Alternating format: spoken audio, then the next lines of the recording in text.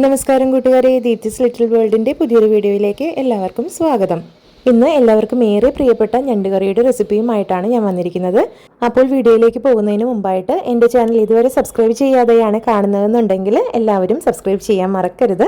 തൊട്ടടുത്തുള്ള ബെല്ലൈക്കണിൽ ക്ലിക്ക് ചെയ്യാനും മറക്കരുത് കേട്ടോ. എന്നാൽ മാത്രമേ എൻ്റെ പുതിയ വീഡിയോകൾ നിങ്ങൾക്ക് കാണാൻ സാധിക്കുകയുള്ളൂ. വളരെ എളുപ്പത്തിൽ തയ്യാറാക്കാൻ പറ്റുന്ന ഒരു ഞണ്ടുകറിയുടെ റെസിപ്പിയാണിത്. അപ്പോൾ നമുക്ക് എങ്ങനെയാണ് ഉണ്ടാക്കുന്നതെന്ന് നോക്കിയാലോ. ഞണ്ട് ഞാൻ നന്നാക്കിയിട്ട് ഒരൽപ്പം മഞ്ഞൾപ്പൊടിയും ഉപ്പും അതുപോലെ തന്നെ കുറച്ച് മുളക് പൊടിയും ഇട്ടിട്ട് ഫ്രിഡ്ജിൽ വെച്ചിരുന്നതാണ്. രാവിലെ കിട്ടിയതാണ്. അപ്പോൾ നന്നാക്കി വെച്ചു. വൈകിട്ടാണ് ഇത് കറി വയ്ക്കുന്നത്. അപ്പോൾ എങ്ങനെയാണ് കറി വയ്ക്കുന്നതെന്ന് നമുക്ക് നോക്കാം. അതിന് വേണ്ടിയിട്ട് ഒരു പാൻ അടുപ്പത്തേക്ക് വെച്ച് കൊടുത്തിട്ടുണ്ട്. അതൊന്ന് ചൂടായി വരുന്ന സമയത്ത് നമുക്കതിലേക്ക് കുറച്ച് വെളിച്ചെണ്ണ ചേർത്ത് കൊടുക്കാം. പാനിലേക്ക് വെളിച്ചെണ്ണ ഒഴിച്ചു കൊടുക്കുന്നുണ്ട്. ഇനി വെളിച്ചെണ്ണ ഒന്ന് ചൂടായി വരുമ്പോൾ നമുക്കതിലേക്ക് ചതച്ച് വെച്ചിരിക്കുന്ന വെളുത്തുള്ളിയും അതുപോലെ തന്നെ ഇഞ്ചിയും ചേർത്ത് കൊടുക്കുന്നുണ്ട്. 2 പച്ചമുളകിനെ നടുക്കെ കീറിയതാണ്, അത് ചേർത്ത് കൊടുക്കുന്നുണ്ട്. അതുപോലെ തന്നെ ആവശ്യത്തിന് കറിവേപ്പില ചേർത്ത് കൊടുക്കുന്നുണ്ട്. ഇതിനെ ഒന്ന് നന്നായി ഒന്ന് വാട്ടിയെടുക്കണം.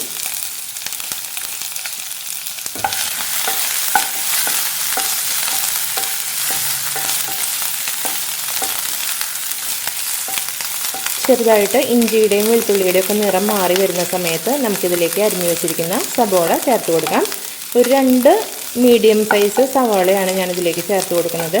സവാള ഒരുപാട് കൂടിപ്പോയാൽ നമ്മുടെ കറി മധുരിക്കും. അതുകൊണ്ട് തന്നെ ഒരുപാട് സവാള ചേർക്കാതിരിക്കാൻ ശ്രദ്ധിക്കുക. ഇനി ഇതിലേക്ക് നമുക്ക് അരിഞ്ഞു വെച്ചിരിക്കുന്ന സവാള ചേർത്ത് കൊടുക്കാം.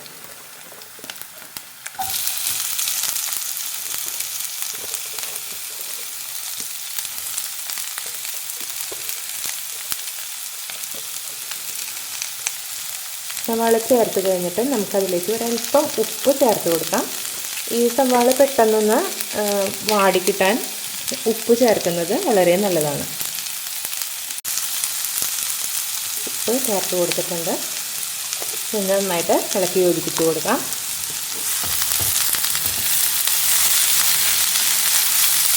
സവാള ഒരു ഇളം ബ്രൗൺ നിറമായി വരുന്നത് വരെ, ഒരു ഗോൾഡൻ നിറമായി വരുന്നത് വരെ നമുക്കൊന്ന് നന്നായിട്ട് ഇളക്കി കൊടുക്കാം.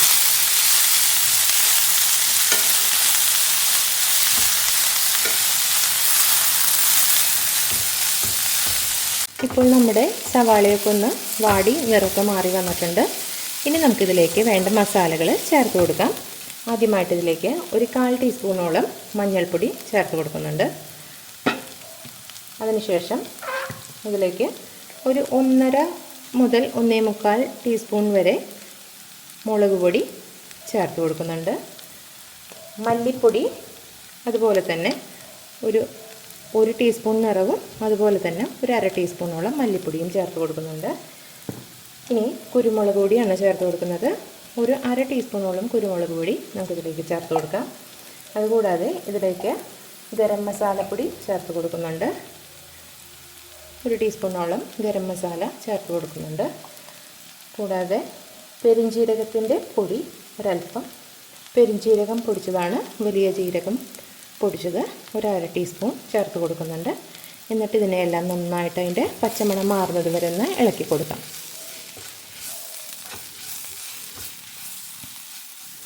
എപ്പോഴും തീ കുറച്ചിട്ട് വേണം ഈ മസാലകൾ ഇളക്കി കൊടുക്കാൻ. ഇത് കരിഞ്ഞു കഴിഞ്ഞാൽ നമ്മുടെ കറിയുടെ രുചി മൊത്തത്തിൽ അങ്ങ് മാറിപ്പോവും. അതുകൊണ്ട് അതെപ്പോഴും ശ്രദ്ധിക്കണം. മസാലകൾ ചേർത്ത് കൊടുക്കുമ്പോൾ തീ എപ്പോഴും കുറച്ചിട്ട് ചെറിയ ചൂടിൽ വേണം ഇതൊന്ന് ഇളക്കി അതിൻ്റെ വറവ് ശരിയാക്കി എടുക്കാൻ വേണ്ടിയിട്ട്. ഒരു 2 മിനിറ്റോളം ഇതൊന്ന് ഇളക്കി കൊടുത്താൽ ഇതിൻ്റെ പച്ചമണക്കൊന്ന് മാറി മസാലകളെല്ലാം ഈ സവാളയുമായിട്ട് നന്നായിട്ടൊന്ന് യോജിച്ച് വരും. അതിനുശേഷം നമുക്കിതിലേക്ക് കുറച്ച് തക്കാളി ചേർത്ത് കൊടുക്കാം. നമ്മുടെ മസാലകളുടെ പച്ചമണക്കൊന്ന് മാറിയിട്ടുണ്ട്. ഇനി നമുക്കിതിലേക്ക് അരിഞ്ഞു വെച്ചിരിക്കുന്ന തക്കാളിയാണ് ചേർത്ത് കൊടുക്കാൻ പോകുന്നത്. തക്കാളി ഒരു വലിയ തക്കാളിയാണ്, അതിനെ നീളത്തിൽ അരിഞ്ഞെടുത്തിട്ടുള്ളതാണ്. അത് ഇതിലേക്ക് നമുക്ക് ചേർത്ത് കൊടുക്കാം. തക്കാളി നന്നായിട്ടൊന്ന് വാടി കുഴഞ്ഞു വരുന്നത് വരെ നമുക്ക് നന്നായിട്ടൊന്ന് ഇളക്കി കൊടുക്കേണ്ടതുണ്ട്.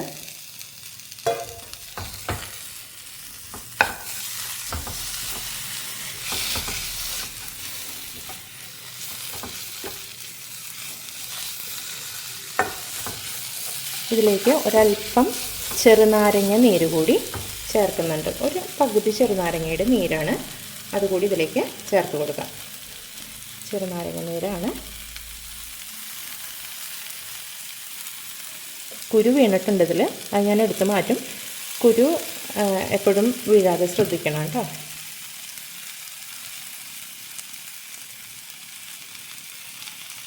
ഇപ്പോൾ നമ്മുടെ തക്കാളിയൊക്കെ നന്നായിട്ട് വാടി കിട്ടിയിട്ടുണ്ട്, കണ്ടില്ലേ? തക്കാളിയൊക്കെ നന്നായിട്ട് ഉടഞ്ഞ് കിട്ടിയിട്ടുണ്ട്. ഇനി ഇതിലേക്ക് നമുക്ക് വൃത്തിയാക്കി മാറ്റി വെച്ചിരിക്കുന്ന ഞണ്ടിനെ ചേർത്ത് കൊടുക്കാം. ഇതിനൊന്ന് നന്നായിട്ട് ഇളക്കി യോജിപ്പിച്ച് കൊടുക്കാം. എല്ലാ മസാലയും ഞണ്ടിൽ നന്നായി പിടിക്കുന്നത് വരെ നന്നായിട്ട് ഇളക്കി കൊടുക്കണം.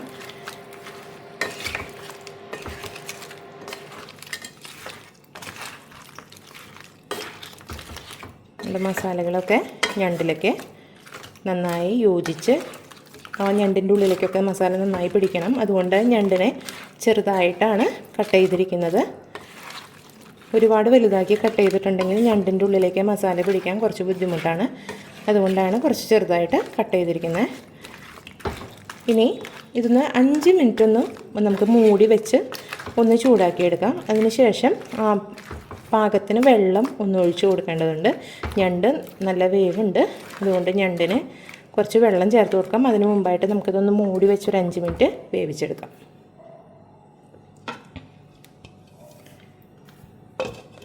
മൂടി വെച്ച് വേവിക്കുന്നുണ്ട്. ഇപ്പോൾ നമ്മൾ ഏകദേശം ഒരു 2 മിനിറ്റോളം ആയിട്ടുണ്ട് ഇത് മൂടി വെച്ച് വേവിച്ച് തുടങ്ങിയിട്ട്. നമുക്കിതിൻ്റെ മൂടി ഒന്ന് തുറന്ന് നോക്കാം. ഞണ്ടിൽ നിന്നുള്ള വെള്ളം ഇറങ്ങിയിട്ടുണ്ട്. എന്നാലും നമുക്കിതിലേക്ക് കുറച്ച് വെള്ളം ചേർത്ത് കൊടുക്കേണ്ടതുണ്ട്. എപ്പോഴും വെള്ളം ഒഴിച്ചു കൊടുക്കുമ്പോൾ ചൂടുള്ള വെള്ളം വേണം ഒഴിച്ചു കൊടുക്കാൻ. ചൂടുള്ള വെള്ളം ഒരൽപ്പം ഇതിലേക്ക് ഒഴിച്ചു കൊടുക്കാം. ഇനി ഇത് നന്നായിട്ട് വേവണം. ഒരു 5 മിനിറ്റോളം കൂടി നന്നായിട്ട് അടച്ചു വെച്ചിട്ട് നമുക്ക് വേവിച്ചെടുക്കാം. ഈ വെള്ളമെല്ലാം വറ്റി ഞണ്ടിലേക്ക് നന്നായി പിടിക്കുന്നത് വരെ തന്നെ നമുക്കിത് വേവിച്ചെടുക്കാം. എപ്പോഴും ശ്രദ്ധിക്കുക, ഞണ്ട് ചെമ്മീനൊക്കെ കറി വയ്ക്കുന്ന സമയത്ത് അത് ശരിക്കും വെന്തില്ലെങ്കിൽ നമുക്ക് എന്തെങ്കിലും വയറിന് ബുദ്ധിമുട്ടുകൾ ഉണ്ടാവാൻ സാധ്യതയുണ്ട്. അതുകൊണ്ട് എപ്പോഴും ഈ വക സംഭവങ്ങളൊക്കെ നമ്മൾ നന്നായിട്ട് വേവിച്ചിട്ട് വേണം കഴിക്കാൻ. അപ്പോൾ ഇതൊന്നും കൂടെ നമുക്ക് അടച്ചു വെച്ചിട്ട് വേവിക്കാം.